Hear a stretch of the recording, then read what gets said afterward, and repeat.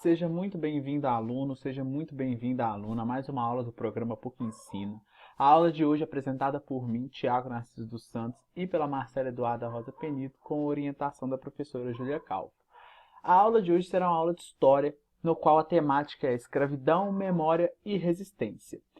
E para dar o pontapé inicial na nossa discussão hoje, é primeiro necessário a gente compreender o espaço com o qual a gente vai estar lidando e tratando nesse momento, que é o Cais do Valongo. O Cais do Valongo é um patrimônio histórico da humanidade. Esse título foi dado ao Cais do Valongo pela Unesco em 2017, porque o Valongo ele é um único porto com vestígios materiais da chegada dos africanos no Brasil. E o Valongo, ele tem uma história bastante curiosa, porque ele teve diversos usos e abusos ao longo da história. Ele foi o porto com maior receptação de escravizados.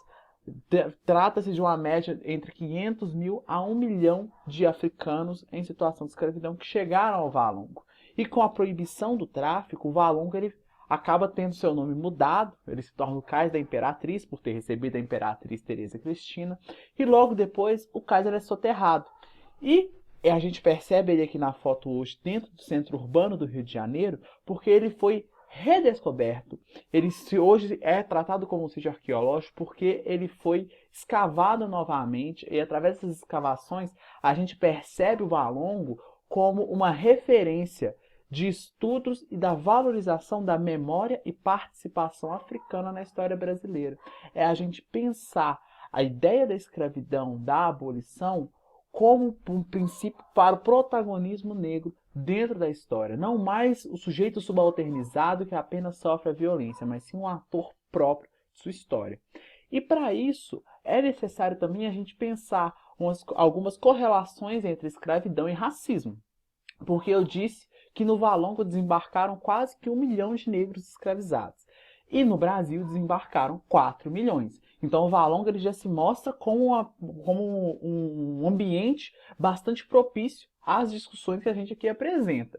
E o que essa escravidão lega para a gente hoje na contemporaneidade? A gente percebe uma baixa representatividade tanto em meio escolar quanto em meio cultural da figura negra.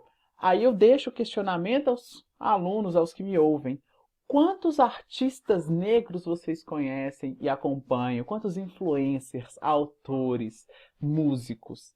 E, dentro do meio escolar, as pautas das cotas raciais estão em dia, principalmente com a revisão dessa lei no atual ano de 2023.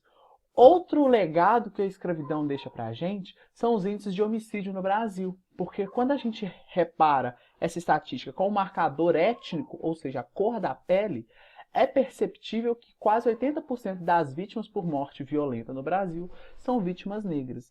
Então, é necessário a gente pensar essa correlação entre escravidão e racismo estrutural, porque são esses dois passos que dão o tom da história brasileira com o qual a gente está tratando aqui hoje, principalmente dentro de um viés antirracista, para a gente repensar as lógicas de atuação dos diferentes setores sociais. E agora a gente tem que pensar também a escravidão entre o apagamento e a resistência, porque como eu disse para vocês, o Valongo ele foi ora soterrado, ele teve o nome modificado.